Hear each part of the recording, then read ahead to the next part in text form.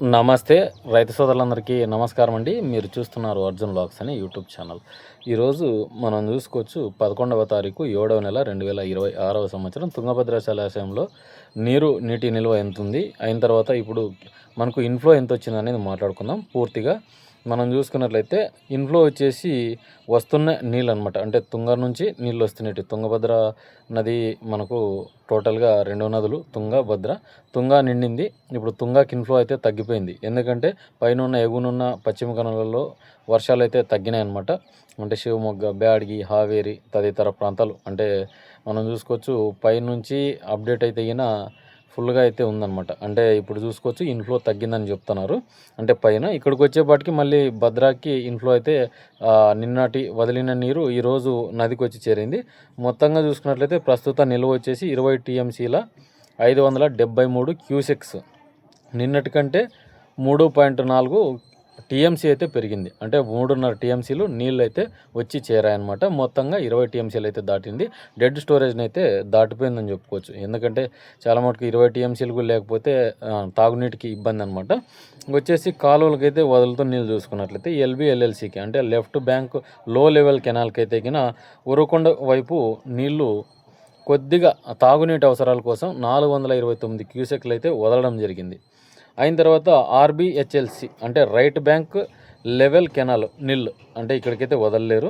అయిన తర్వాత ఆర్బిఎల్ఎల్సి right bank లో లెవెల్ కెనాల్ అనమాట, ఇక్కడికి వదలలేరు. అయిన తర్వాత ఆర్బిసి రైట్ బ్యాంక్ కెనాల్ 180 క్యూసెక్లు అయితే వదిలినారనమాట. ఇంకా నదిలోకి అయితే నీళ్ళు అంటే బయటకైతే వదలడం లేదు, నదిలో అయితే నీళ్ళుగానే ఉంది. అంటే బయటకైతే వదలలేరు. 20 టీఎంసీలు అట్లనే పెట్టుకున్నారన్నమాట.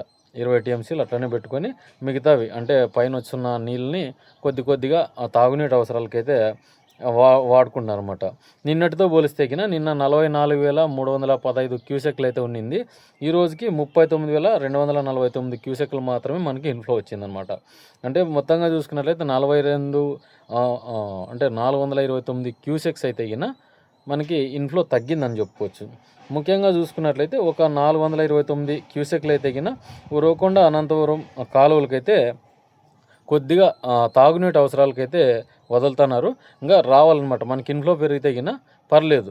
ఎందుకంటే ప్రజెంట్ సిచ్యువేషన్ ఎట్లుందంటే పైనున్న ఇన్ఫ్లోస్ పెరిగితే నదికి వచ్చి చేరుతుందండి.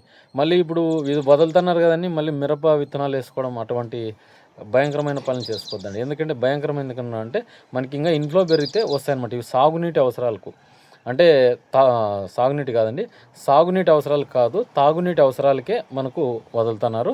అది బాగా ఆలోచన చేసుకోండి. సాగునీటి అంటే మనకి ఈ పంటలు సాగు చేసుకుంటాము ఆ నీళ్ళు అనమాట. తాగునీటి అవసరాలు మాత్రకే ఇప్పుడు కొద్దిగా ఒక 429 క్యూసెక్లు అయితే వదిలారనమాట. మనకి దరిదాపుగా ఒక 3-4 టీఎంసీలు వదిలితే ఆల్మోస్ట్ కాలువ అనేది పారుతుంది అనమాట. ఒక 4-5 టీఎంసీలు రావాల మన అనంతపురం ఉరవకొండ కెనాల్కి అయితే ఇక్కడ మంత్రాలయం ఈ సైడ్ అయినా కూడా మనకి నది నిండాల. నది నిండిన తర్వాత పెద్దవి కెనాల్స్ మనకి కిందకు వదలడానికి బాగుంటుందన్నమాట. అయిన తర్వాత ఇప్పుడు ఒక 2 గేట్లు ఎత్తే పరిస్థితి కూడా లేదు ప్రజెంట్ ఉన్న సిచ్యువేషన్స్లోన. ఇంకా రావాల నదికి. అంటే ఇప్పుడు 20 టీఎంసీలు ఉంది కదా, ఇదే ఫ్లోలో ఒక డైలీ ఒక 2-3 టీఎంసీలు మనం డైలీ చెప్పుకున్నట్లు విధంగా 2-3 టీఎంసీలు పెరిగినట్లయితే పర్లేదు. ఈరోజు ఒక 3-3.5 టీఎంసీలు వచ్చాయి నదికి. అయిన తర్వాత మనకి కొద్దిగా తగ్గితే మళ్ళీ ఇబ్బంది.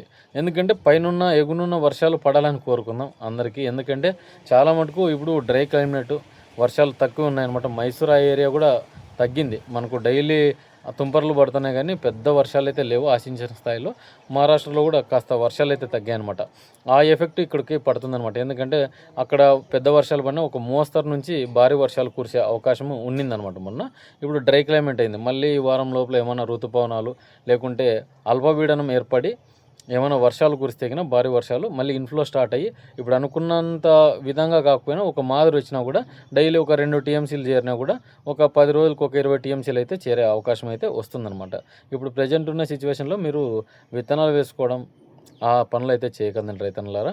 ఎందుకంటే వచ్చిన తర్వాత మీకు అప్డేట్ అయితే డైలీ ఇస్తాను మీరు ఫోన్ చేసిన వాట్సాప్ ద్వారా కూడా నన్ను కలవచ్చు.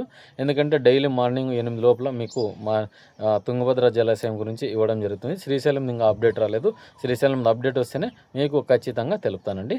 ఆల్మట్టికి అయితే వస్తున్నాయి, ఇంకా ఎంత వస్తున్నాయి అనేది కూడా మీకు ఇన్ఫ్లో అయితే చెప్తాను అనమాట. ఇదండి వీడియో. కానీ మన వీడియో నచ్చితే లైక్ చేయండి, సబ్స్క్రైబ్ చేయండి.